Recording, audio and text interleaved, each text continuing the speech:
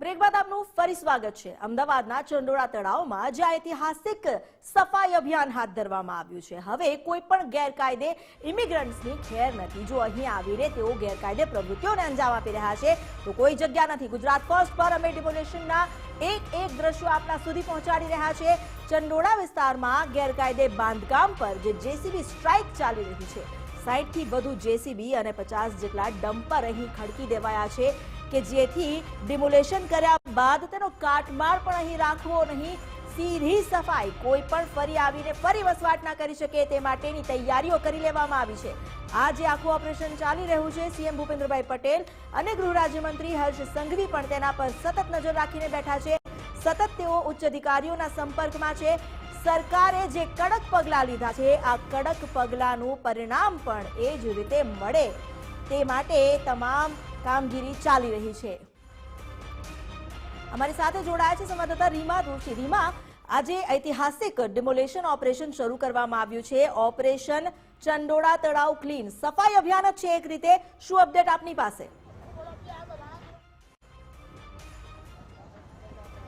ચોક્કસથી જો વાત કરીએ ઓપરેશન સફાઈ અભિયાન, ત્યારે હું જ્યાં ઊભી છું ચંડોળા તળાવની વચ્ચોવચ્ચ, ત્યાં આપ જુઓ ચારે તરફે આ તળાવના દ્રશ્યો છે। હું વાઇડ આ દ્રશ્યો તમામ જે છે તે દર્શાવવાનો પ્રયત્ન કરીશ। જ્યાં જુઓ ત્યાં જેસીબી મશીન્સ છે જે કામે લાગેલા છે અને જે ઝૂંપડપટ્ટીઓ છે તેને તોડવાનું કામ હાલમાં ચાલી રહ્યું છે। અંદાજે 3000 જેટલી ઝૂંપડપટ્ટીઓ છે જે આ ચંડોળા તળાવની ફરતેનું આખું પેરીફરી છે। અંદાજે 4 કિલોમીટર જેટલો આ વિસ્તાર છે કે જ્યાં મોટા પ્રમાણમાં ગેરકાયદે ઝૂંપડપટ્ટીઓ છે જે આવેલી છે। સીપી દ્વારા પણ કહેવામાં આવ્યું કે અંદાજે 3000થી પણ વધારે ઝૂંપડપટ્ટીઓ છે જે આ વિસ્તારની અંદર છે।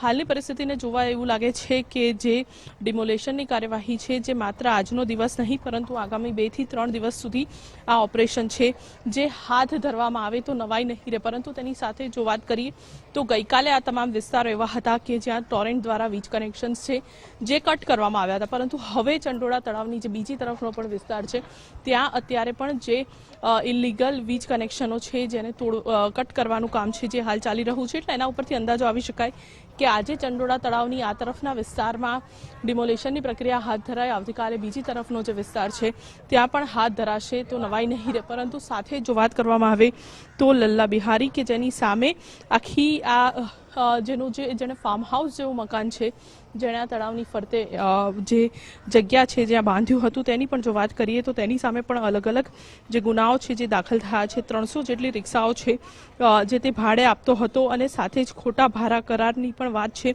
તે પણ તેની સામે હતો। દેહ વેપારનો પણ ધંધો કરતો હતો તેવી પણ ક્યાંક વાત છે અને અંદાજે 2 થી 2.5 લાખ રૂપિયાની રકમમાં આ ઝૂંપડું બાંધીને લોકોને અહીંયા રહેવાની જગ્યા પણ તે આપતો હતો।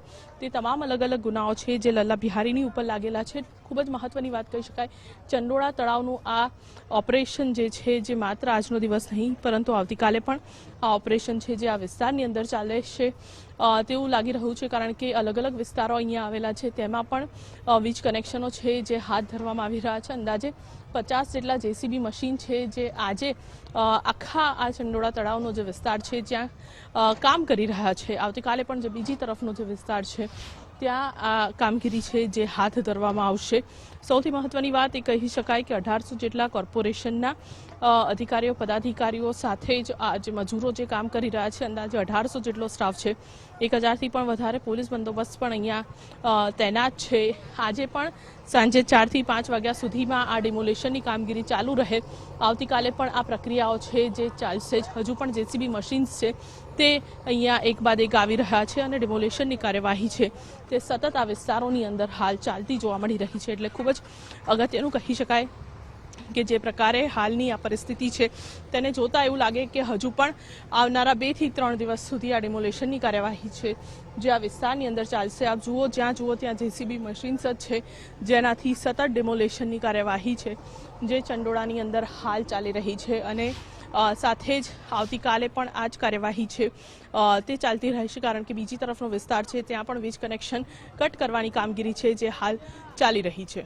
જી આભાર આપનો જાણકારી આપવા માટે। તો ચંડોળા તળાવમાં જ્યાં ડિમોલેશનની કામગીરી અત્યારે ચાલી રહી છે, કેટલાય જે ઘર હતા ધ્વસ્ત કરી દેવામાં આવ્યા. પોલીસ કમિશનરે પણ એ જણાવ્યું કે લગભગ 3000 જેટલા ગેરકાયદે બાંધકામ ઊભા કરી દેવામાં આવ્યા હતા. ગઈકાલે ત્યાંથી ટોરેન્ટ પાવરની ટીમે વીજ કનેક્શન કાપી નાખ્યા કે જેથી ડિમોલેશન દરમિયાન કોઈ અણબનાવ ન બને. હજુ પણ જોકે વીજ કનેક્શન કાપવાની કામગીરી યથાવત છે, એટલે માનવું રહ્યું કે આ ડિમોલેશનની પ્રક્રિયા જે માત્ર આજ પૂરતી નથી, પરંતુ હવે તો જ્યાં સુધી સફાયો નહીં થાય ત્યાં સુધી ટીમ શાંતિથી નહીં જપીને બેસે.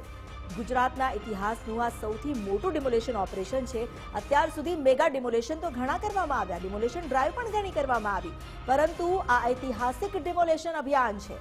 અને એટલા માટે ઐતિહાસિક છે કારણ કે અહીં માત્ર ગેરકાયદે દબાણ નથી, ગેરકાયદે વસવાટ નહીં, પરંતુ ગેરકાયદે પ્રવૃત્તિઓને પણ ડામવા માટેનું આ અભિયાન છે. ગુજરાત ફર્સ્ટ જેની પડે પડની માહિતી આપને આપી રહ્યું છે. લુખ્ખા તત્વો પર કેવી રીતે દાદાનું બુલડોઝર ફરી વળ્યું અને 60 જેટલી જેસીબી, 50 જેટલા ડમ્પર સાથે લગભગ 1800 જેટલા પાલિકાના અધિકારી અને કર્મચારીઓ, તો 2000 જેટલા પોલીસ કર્મચારીઓ આજ બતાવે છે કે આ કેટલા મોટા પાયે ડિમોલેશન અભિયાન શરૂ કરવામાં આવ્યું છે. હવે તો સફાયો થઈને જ રહેશે એ સ્પષ્ટ સંદેશ છે. આ ઉપરાંત જે ટોરેન્ટની ટીમ છે તે પણ ત્યાં ઉપસ્થિત છે અને વીજ કનેક્શન કાપીને એ પણ સુનિશ્ચિત કરવામાં આવી રહ્યું છે કે કોઈ પણ પ્રકારનો અણબનાવ કે અનિચ્છનીય ઘટના ન બને. ગુજરાત ફર્સ્ટ જે દ્રશ્યો આપને બતાવી રહ્યું છે, ચંડોળા તળાવ જે ગઈકાલ સુધી એક ભૂલ ભૂલૈયાથી ઓછું ન હતું, કારણ કે ત્યાંની ગલીઓ પણ એટલી સાંકડી કે માત્ર એક માણસ જઈ શકે એવા સ્થાન પર માત્ર એક મુખ્ય માર્ગ જ્યાંથી જેસીબીએ શરૂ કરી આ કામગીરી. હજુ પણ કેટલાય એવા ઘર અને એવા ગેરકાયદે નિર્માણ છે, બાંધકામ છે કે જેને દૂર કરવા માટે જેસીબી સક્ષમ નથી, કારણ કે એવી સાંકડી ગલીઓમાંથી ત્યાં પહોંચાય છે. ત્યાં મેન્યુઅલી એટલે કે હથોડા મારીને પણ એ બાંધકામ તોડવામાં આવશે એ સંદેશ આજે જ આપી દેવામાં આવ્યો છે. ઓપરેશન ચંડોળા તળાવ ક્લીન, જેનું મહા કવરેજ અમે આપને બતાવી રહ્યા છે.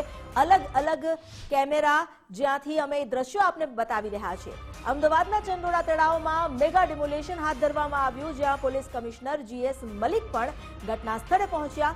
સિયાસતનગરમાં ડિમોલેશનની કામગીરીની તેમણે સમીક્ષા કરી. શરદ સિંઘલના સુપરવિઝન હેઠળ આ ડિમોલેશનની કામગીરી ચાલી રહી છે અને બધા જ લોકોની ઈચ્છા છે કે ગેરકાયદે બાંધકામ હટાવાય. પોલીસ કમિશનરે આ વાત કરી અને સાથે એ પણ જણાવ્યું કે ખોટા રેન્ટ એગ્રીમેન્ટ અહીં બનાવવામાં આવ્યા એટલે પોલીસ પણ કડક કાર્યવાહી કરશે. એજન્ટ વિરુદ્ધ પણ કાર્યવાહી થશે.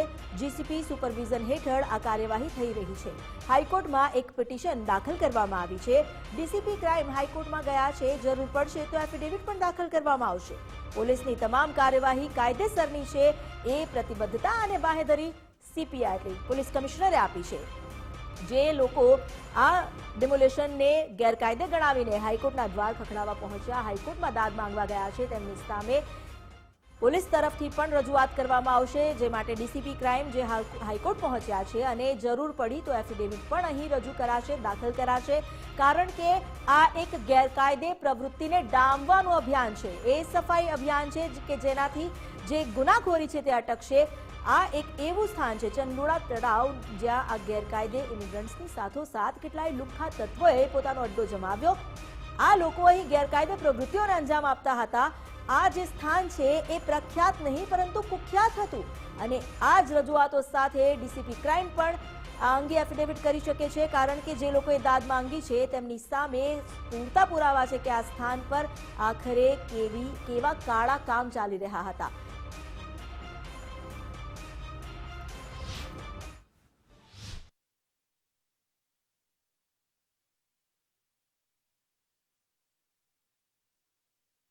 બધું લીગલી કરેક્ટ કાર્યવાહી કરીને કડક કાર્યવાહી પોલીસ કરશે. એજન્ટો વિરુદ્ધ પણ કાર્યવાહી કરશે. ભાઈ એને ખ્યાલ છે કે આ બધું ખોટું છે તો એજન્ટો વિરુદ્ધ પણ કાર્યવાહી કરશે. અહીંયા કોઈ રેન્ટ એગ્રીમેન્ટ કેવી રીતે આ ખોટું બનાવીને જ કરાયા છે. બધા જે આધાર પણ અમુક લોકોને અપાયા છે, અમુક એવી ઇન્ફોર્મેશન છે કે અહીંયાથી પાસપોર્ટ પણ લોકોએ મેળવી લીધા છે. તો એના વિરુદ્ધ પોલીસ ઊંડાણથી ડીપ તપાસ કરશે અને ક્રાઇમ બ્રાન્ચ જેસીપી સુપરવિઝન હેઠળ આપણે કાર્યવાહી કરવામાં આવશે. હાઈકોર્ટમાં પણ અર્જન્ટ કોઈ એક પેટિશન ફાઇલ થઈ છે. આપણે ડીસીપી ક્રાઇમ ત્યાં ગયા છે. આપણે એફિડેવિટ વગેરે તૈયાર કરીને આપણે સાથે ત્યાં આજે જરૂર પડે તો એફિડેવિટ તરત જ દાખલ કરવામાં આવશે. અને આપણે જે અત્યારે જે કાર્યવાહી પોલીસ કરી રહી છે એ બધું કાયદેસર છે. આપણે તો ખાલી કાયદો અને વ્યવસ્થાની દ્રષ્ટિએ બંદોબસ્ત આપ્યા છે અને ડિમોલિશનની કાર્યવાહી તો કોર્પોરેશનની ચાલી રહી છે. એટલે ડિમોલિશન એનો કામ છે અને આપણે કાયદાના વ્યવસ્થા જાળવવાનું કામ છે. તો કાયદો અને વ્યવસ્થાની સ્થિતિ જાળવવા માટે પોલીસ પણ ચાકચોબંધ સુરક્ષા બંદોબસ્ત સાથે અહીં છે ઉપસ્થિત.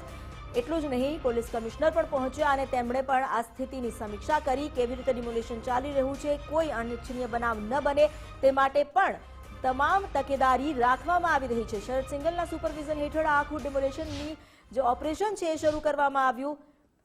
ગેરકાયદે જેટલા પણ નિર્માણ છે તેની સામે હવે કાર્યવાહી કરવામાં આવી રહી છે. લાલા બિહારી સામે કાર્યવાહી અંગે પણ અનેક રજૂઆતો થઈ. એએમસી વિપક્ષ નેતા શહેજાદ ખાન પઠાણે પણ આ અંગે રજૂઆત કરી હતી. વર્ષ 2021 અને 2023માં પત્ર લખીને તે અંગે જાણ કરાઈ હતી. લાલા બિહારી સામે લેન્ડ ગ્રેબિંગની ફરિયાદ પણ દાખલ છે. અમદાવાદના ચંડોળા તળાવમાં આ ઐતિહાસિક મેગા ડિમોલેશન એ લાલા બિહારી સામે કાર્યવાહી તરીકે પણ જોઈ શકાશે, કારણ કે એ શખ્સે અહીં જે ગેરકાયદે પ્રવૃત્તિઓને અંજામ આપ્યો છે તેની સામે જે રજૂઆતો કરવામાં આવી હતી, ફરિયાદ કરવામાં આવી હતી, તો ડિમોલેશનની સાથે લાલા બિહારી સામે પણ કાર્યવાહી કરવામાં આવી રહી છે. ગેરકાયદે પર જે ગાજ પડી છે, દાદા સરકારે અહીં બુલડોઝર ફેરવી નાખ્યું અને આ બુલડોઝર સ્ટ્રાઇકમાં ગેરકાયદે પ્રવૃત્તિ કરનારાઓની ખેર નથી. હવે એએમસી વિપક્ષ નેતા શહેજાદ પઠાણે અગાઉ જ લાલા બિહારીને લઈને પત્ર લખીને રજૂઆત કરી હતી અને તેના ગેરકાનૂની ધંધા અંગે પણ ધ્યાન દોર્યું હતું. અમદાવાદના ચંડોળા તળાવમાં હાલ તો જે ઐતિહાસિક ડિમોલેશન કામગીરી કરવામાં આવી રહી છે, જે 3000 જેટલા ગેરકાયદે મકાન બનાવવામાં આવ્યા હતા કાચા પાકા, એ તમામ મકાનો પર હવે બુલડોઝર ફરીને રહેશે અને આ તમામ જે વિસ્તાર છે એ જગ્યાની સફાઈ થઈને જ રહેશે. આ પ્રતિબદ્ધતા સરકારે પણ દર્શાવી છે. પાલિકાના અધિકારીઓ પણ એ જ પ્રતિબદ્ધતા દર્શાવવા માટે અત્યારે ત્યાં પહોંચ્યા છે. અહીં આપને જણાવી દઈએ કે આ સ્થાન એ એટલું કુખ્યાત છે, ત્યાં રહેતા લોકો જે એટલા કુખ્યાત છે, ગુનાખોરીમાં સંડોવાયેલા છે, ગુનાઓને અંજામ આપી રહ્યા છે, કેટલાય ગુનાઓ નોંધાયેલા છે અહીં રહેનારા લોકો સામે કે જેઓ આ જગ્યાને પોતાની સમજીને લોકોને ધાક ધમકી આપતા